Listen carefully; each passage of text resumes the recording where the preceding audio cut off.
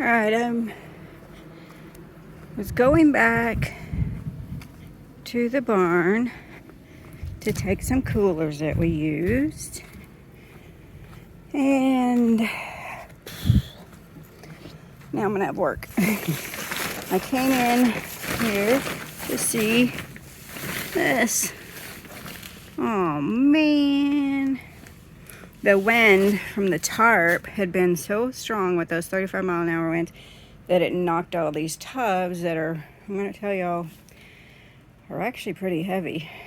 But anyway, so I guess this is what I'm gonna do for the next, that's what I'm gonna do today. Okay, Amy.